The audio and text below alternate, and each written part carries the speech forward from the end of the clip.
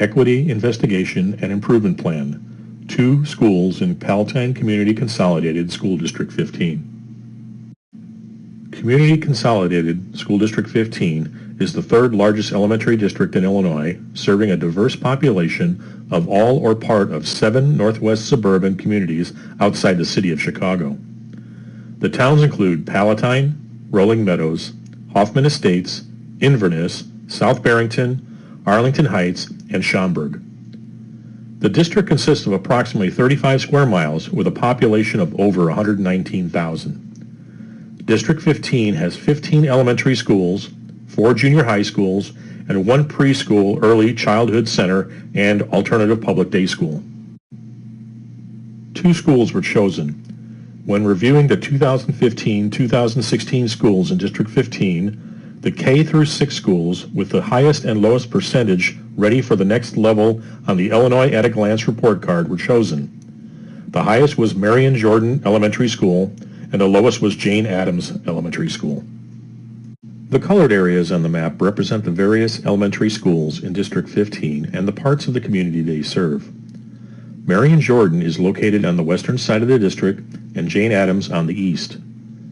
Marion Jordan serves a larger geographical area, which is the entire village of Inverness and a very small part of the village of Palatine. This area was first settled in 1836. It became the town named Inverness in 1926 and continually grew, annexing unincorporated areas in the 1970s and 80s to the boundaries it has today, with a population of almost 7,400. Inverness is considered the most wealthy area within the district and ranks 63rd on the list of highest income places in the United States. Jane Addams is located in a portion of the eastern part of the village of Palatine. Actually, until the annexations of the late 1990s, Jane Addams was considered in the northeast corner of Palatine. Palatine was founded in 1866 and currently has a population of about 69,000. The racial and ethnic diversity between the 2 schools is quite different. Marion Jordan's top 2 groups that make up 94% of all students are white at 68% and Asian at 26%. Jane Addams' top 2 groups that make up 88% of all students are Hispanic at 65% and white at 23%. Looking at the student characteristics, the numbers with greatest disparity between the schools are Jane Addams's with 68% low income, 48% English learners, and 14% students with disabilities. Marion Jordan has an enrollment of 420 students and an average class size of 27. Jane Addams has an enrollment of 690 students, but an average class size of 19. Both schools offer band, choir, and gifted and talented programs. Jane Addams offers additional bilingual programs and courses, summer school, supplemental education services, tutoring, and Title I programs. Academic progress is another great difference between the schools. Partnership for Assessment of Readiness for College and Careers, or PARC, is a state-administered test in reading and math that became the state standard in the 2014-2015 school year. All Illinois public school students in grades 3 through 8 are required by law to participate. Each year, all school districts must give and complete the PARC exam, and typically, District 15 administers the PARC exam in March. Marion Jordan students scored 78%, more than double the Illinois state average of 33%.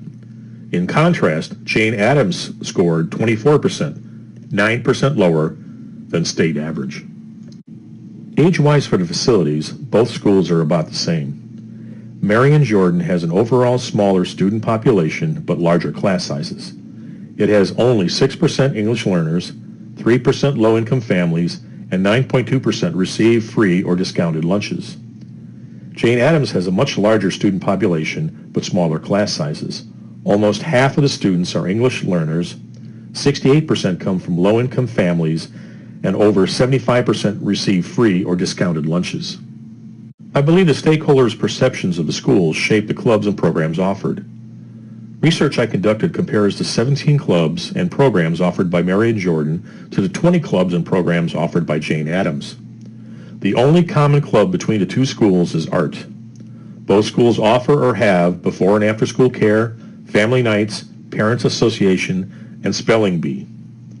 Marion Jordan offers 7 clubs to the Jane Addams 4. However, the Jane Addams offers more programs, partnerships, and even a high school internship.